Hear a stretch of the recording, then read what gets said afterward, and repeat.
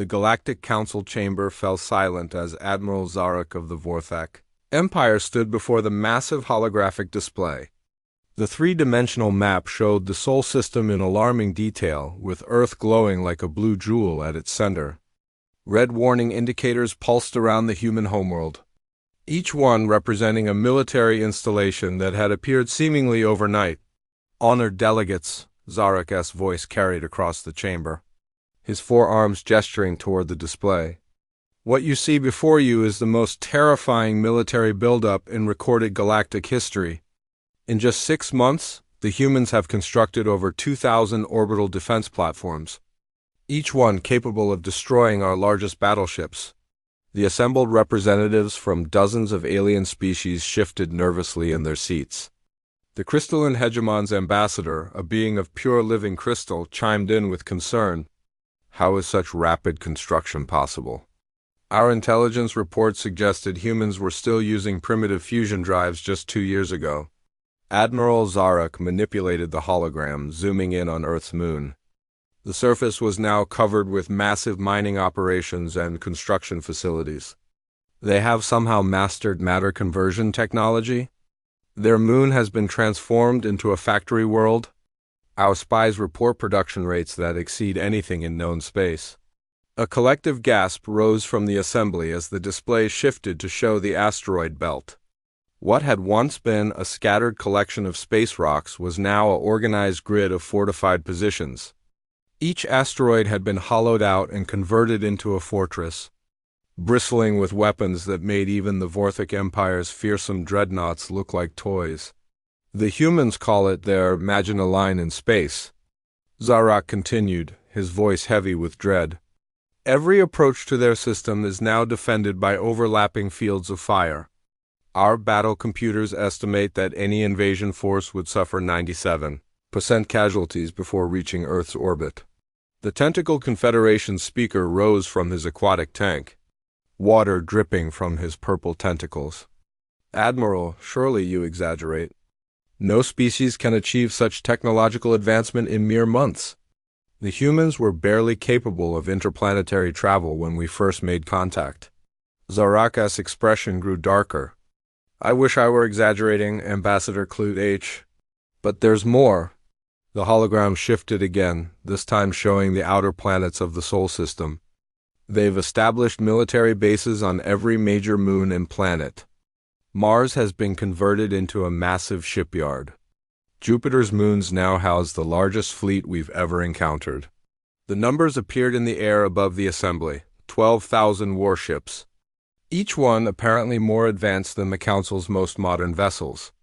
The humans had also deployed weapon systems that seemed to violate several laws of physics, including gravity wells that could trap entire fleets and energy beams that could cut through any known armor. "How did we miss this?" demanded the insectoid hive's queen speaker, her mandibles clicking in agitation. "Our intelligence networks span the galaxy. How could an entire species arm itself without our knowledge?" "That's the most troubling part," Zarak replied, activating another section of the display. "According to our analysis, the humans didn't arm themselves for conquest. Every single defensive position is exactly that, defensive. Their weapons are positioned to protect Earth and its colonies, not to project power outward." The chamber buzzed with confused chatter. The concept of a species building such overwhelming military might purely for defense was almost incomprehensible to most of the assembled aliens, who had spent millennia expanding their territories through conquest. "But why?" asked the ethereal collective's representative, his translucent form shimmering with bewilderment. "What could possibly drive them to such extremes?" "We offered them membership in the Galactic Council. We welcome them as equals despite their primitive technology." Admiral Zarak manipulated the controls again, and the display showed a recording from 6 months earlier. It was footage of the first human delegation to the Galactic Council. Led by a woman named Sarah Chun, the humans had seemed excited and honored to be invited into the galactic community. "This is Ambassador Chun during her first address to the Council," Zarak explained. "She spoke of peace, cooperation, and shared knowledge. But something changed after that meeting. Our psychological experts believe the humans experienced what they call culture shock on a species-wide level. The recording continued, showing Ambassador Qian's face as she listened to various council members discuss their recent territorial acquisitions, their subjugation of primitive species, and their plans for expanding into unoccupied star systems. The humans' expression gradually shifted from excitement to horror to something that looked almost like fear. The humans realized they were not among peaceful explorers, Zarek continued. They discovered they were surrounded by predators. Every major species in this council has expanded through conquest. Every one of us has absorbed or destroyed hundreds of lesser civilizations. To the humans, we are not potential friends, we are threats to their survival. The implications of this revelation rippled through the chamber. A council species had never considered how their history might appear to a newly contacted civilization. To them, conquest and expansion were natural parts of galactic civilization. But to humans, apparently, this history marked them as dangerous enemies. So they built defenses, murmured the robotic collective's primary unit. But these defenses seem excessive for protection against individual species. Why such overwhelming force? Zarek highlighted another section of the human defensive network.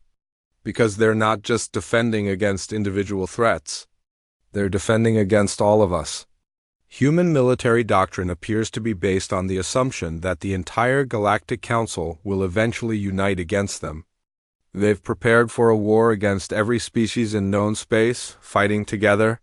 The chamber fell silent again as this truth sank in. The humans hadn't just built defenses against raids or small invasions. They had prepared to fight a war against the combined might of galactic civilization itself. And according to every analysis, they had built enough firepower to win. The most disturbing aspect, Zarek concluded, is that their predictions may be accurate. Our own historical records show that every time a species has refused council authority, we have eventually united to bring them into line through force. The humans have simply recognized this pattern and prepared accordingly. As the session ended and the delegates filed out, each was left with the same uncomfortable thought. The humans had looked at galactic civilization and seen not opportunity, but inevitable conflict. And they had prepared for that conflict in the most human way possible, with overwhelming force and absolute determination to protect their home. 3 months had passed since Admiral Zarek's presentation to the Galactic Council, and the situation had only grown more tense. The human military buildup continued at an impossible pace. But something unexpected was happening that confused intelligence analysts across the galaxy. Captain Vexra of the Saurian Intelligence Corps stood in her ship's observation deck, watching human cargo vessels move through space near the edge of their territory. These weren't military transports. They were clearly civilian ships carrying what appeared to be relief supplies to a Vorthak colony that had been devastated by a recent plague. Commander, her aide approached nervously. The human convoy has just requested permission to enter Vorthak space. They're offering medical assistance to the Kepler 442 colony. Vexra's scaled brow furrowed in confusion. That makes no sense. The Vorthak Empire has been conducting military exercises near human space for weeks. Why would they help their potential enemies? The situation became even stranger when reports began flowing in from across the galaxy. Human merchant ships were trading with species that had openly discussed invading Earth. Human medical teams were offering assistance to any colony suffering from disease or natural disaster, regardless of their government's stance toward humanity. Human scientists were sharing non-military technology freely with anyone who asked. On the bridge of the crystalline hegemon's flagship, Admiral Quinder studied similar reports with growing bewilderment. "They're acting as if they trust us," she said to her second-in-command. "How can they build the most fearsome military force in galactic history while simultaneously treating everyone as friends?" The mystery deepened when intercepted human communications revealed something that shook the foundations of galactic understanding. The humans weren't preparing for war because they wanted one. They were preparing for war because they desperately hoped to prevent one. Dr. Elena Rodriguez, Earth's leading xenopsychologist, had become something of a celebrity in human space after her analysis of galactic civilization was leaked to the public. In a recorded interview that was broadcast across human territory, she explained their species' unique perspective. "We looked at galactic history and saw a terrifying pattern," Rodriguez said, sitting in her cluttered office surrounded by alien cultural artifacts. Every major species in the Council expanded through conquest. The Vorthak absorbed 47 civilizations. The crystalline hegemon dissolved 32 species into their collective consciousness. The insectoid hive consumed entire worlds. The interviewer, a young human journalist, leaned forward intently. "But Dr. Rodriguez, these species are offering us friendship now. Why do we assume they'll eventually turn hostile?" Rodriguez pulled up a holographic display showing galactic territorial maps over the past 1,000 years. "Because that's what always happens. Look at the pattern. First contact, period of observation, invitation to join the galactic community, and then absorption or destruction if the species refuses to comply. It's happened 73 times in recorded history." "What?"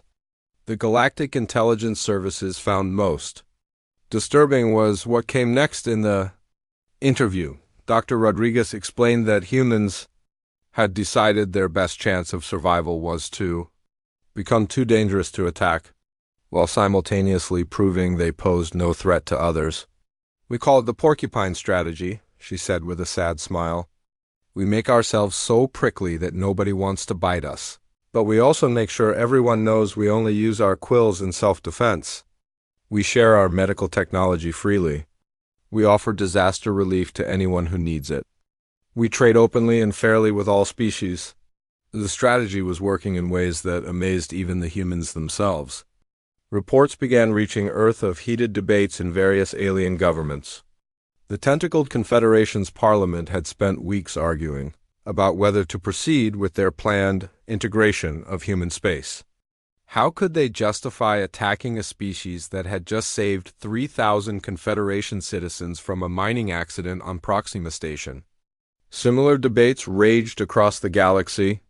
The robotic collective's logic circuits struggled to process the contradiction of a species that prepared for war while actively helping its potential enemies. The ethereal collective found themselves questioning their own assumptions about the nature of interstellar relations, but perhaps the most significant change occurred within the Vorthak Empire itself. Admiral Zarak found himself in an unprecedented situation when a human medical ship arrived at his fleet's position near the Kepler system. "Admiral," his communications officer reported, "the human vessel is requesting permission to assist with our radiation poisoning cases from the recent solar flare incident." Zarak stared at the human ship on his display. It was completely unarmed and clearly civilian, despite being deep in what was essentially enemy territory. "They want to help us? While we're conducting exercises aimed at finding weaknesses in their defenses?" The human ship's captain, a woman named Dr. Lisa Park, appeared on the main screen. "Admiral Zarak, we received your distress call about the radiation exposure among your crew. We have specialized medical equipment that can treat the specific type of cellular damage you're dealing with." "Why?" Zarak asked bluntly. "Your government must know we're planning potential military action against your system." Dr. Park's expression was matter of fact. "Because your people are suffering and we can help. Politics doesn't change the fact that radiation poisoning is fatal if left untreated." Over the following hours, human medical teams worked alongside Vorthak doctors to save the lives of over 300 alien soldiers. The humans shared their medical technology freely, explained their treatment methods in detail, and refused any payment beyond fuel for their return journey. That evening, Admiral Zarak sat in his private quarters, staring at reports from his medical staff. The human treatments had been 100% effective. Not a single Vorthak soldier had died, and all were expected to make full recoveries. The humans had saved the lives of troops who might soon be ordered to attack Earth. Similar incidents were occurring throughout the galaxy. Human rescue ships responded to distress calls without regard for politics. Human traders offered fair deals even to species whose governments had declared them enemies. Human scientists shared knowledge that could benefit everyone, while carefully avoiding anything that could be used for military purposes. The effect on galactic public opinion was profound. Common citizens of various species began questioning why their governments were preparing for war against a people who seemed genuinely peaceful. Protesters gathered on dozens of worlds, demanding explanations for planned military actions against Earth on the insectoid homeworld. Worker caste drones began refusing orders related to anti-human military preparations. The Hive Queen found herself facing the first internal dissent in her species' history, as her own people questioned the logic of attacking their rescuers, the crystalline hegemon's collective consciousness experienced something unprecedented, internal disagreement. Thousands of individual crystal entities began expressing doubt about the wisdom of treating humans as enemies, when they had proven themselves to be reliable allies. But the most unexpected development occurred when intercepted communications revealed the truth behind human actions. They weren't helping their potential enemies out of naivety or political calculation. They were doing it because they believed it was right, regardless of the consequences. In a private message between Earth's president and their military chief, the human leader had written, "If we're going to be destroyed, let it be as the species that helped others, not the species that turned paranoid and cruel. Our children deserve to inherit a legacy of compassion, even if they don't inherit a world." This message, when it reached alien intelligence services, created a crisis of conscience that rippled through the galaxy. The humans weren't just preparing for war while hoping for peace. They were prepared to die with dignity rather than live without honor. The emergency session of the Galactic Council convened under circumstances no one had anticipated. What was supposed to be a final planning meeting for the coordinated action against Earth had instead become a crisis of unprecedented proportions. Half the member species were now openly questioning the necessity of military intervention, while the other half insisted that human military capabilities posed an existential threat to galactic order. Admiral Zarek stood before the assembly once again, but his demeanor was markedly different from his previous presentations. The confident military leader who had once warned of human dangers now appeared troubled and uncertain. "Honored delegates," he began, his voice lacking its former conviction, "I must report that our operational plans have encountered unexpected complications." The complications were indeed unexpected. In the 3 months since the Council had begun preparing for coordinated military action, human behavior had become increasingly baffling to military strategists. Instead of retreating behind their formidable defenses, humans had actually increased their humanitarian activities throughout the galaxy. Our intelligence indicates that Earth has dispatched medical teams to 47 different systems in the past month alone, Zara continued. They have provided disaster relief to colonies belonging to every major council species, including our own. Most disturbingly, they have done so while maintaining full awareness that we are preparing military action against them. The ethereal collective's representative materialized more solidly than usual, a sign of deep emotional investment in the proceedings. "Admiral, you speak as if compassion in the face of adversity is somehow strategically confusing. Perhaps the humans simply possess moral principles that transcend immediate self-interest." This observation prompted an uncomfortable silence. The concept of maintaining ethical behavior while facing extinction was alien to most council species, who had survived through millennia of pragmatic decision-making and strategic adaptation. The real crisis had begun 2 weeks earlier when human actions revealed the fundamental flaw in the Council's assumptions. The humans hadn't just built defenses and waited for attack. They had launched what they called Operation Open Hand. Dr. Elena Rodriguez, now serving as Earth's unofficial ambassador to the galaxy, had broadcast a message that reached every inhabited system in known space. The transmission had been impossible to intercept or block because the humans had used the same communication networks. They had helped various species establish during their humanitarian missions. People of the galaxy, Rodriguez had said, speaking from the same office where she had first analyzed the threat facing humanity. We know that your governments are preparing for war against Earth. We understand why they believe this is necessary. Our military preparations must seem threatening and our rapid technological advancement concerning. The message had continued in a way that shocked intelligence analysts across the galaxy. But we want you to know that we are not your enemies. We have no desire to conquer or control anyone. Our defenses exist solely to protect our home and our people. We have prepared for war only because history suggested it was inevitable, not because it is what we want. What followed had rewritten the rules of interstellar diplomacy. Instead of hiding their defensive capabilities or downplaying their military strength, the humans had done something unprecedented. They had explained exactly how and why they had built their defenses, and then invited council representatives to inspect everything. The tentacled Confederation's military observers had been the first to accept the invitation, expecting to find evidence of hidden offensive capabilities or secret weapons development.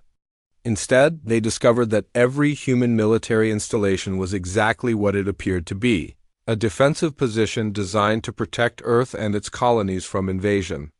The humans showed us everything, Admiral Glurith reported to the council session.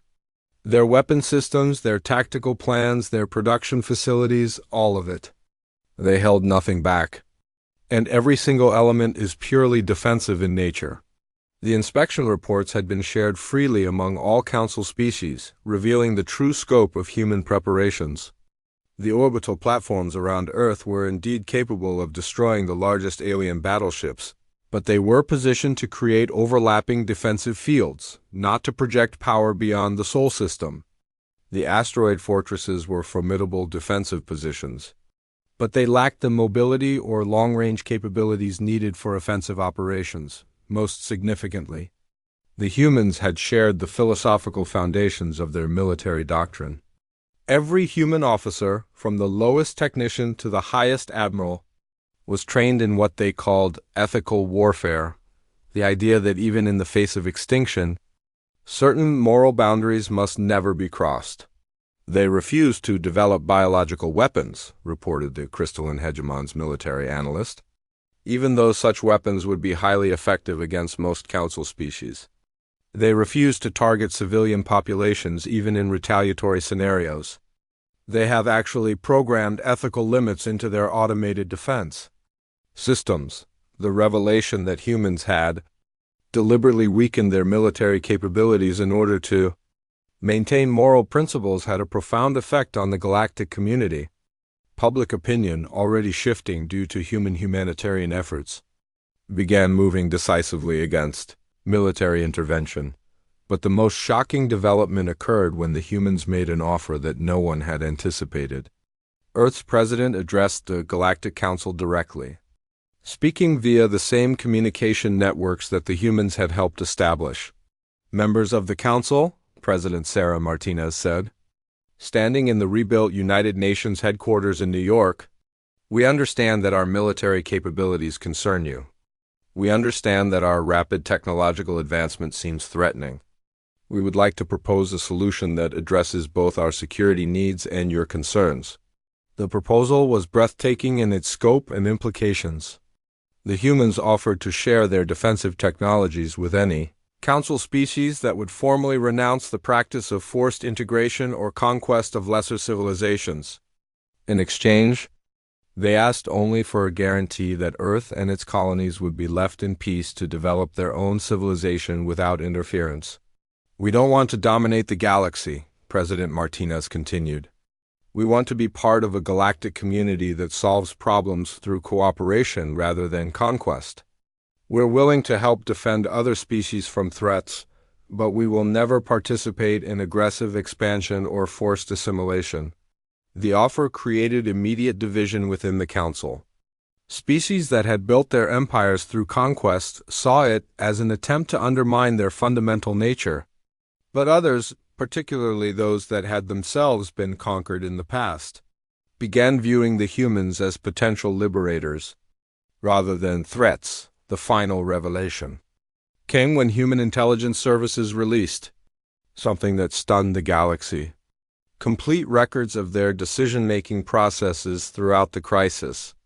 Rather than hiding their strategic thinking, the humans shared the debates, discussions, and moral wrestling that had shaped their response to the galactic threat. The record showed that humans had indeed considered developing offensive capabilities.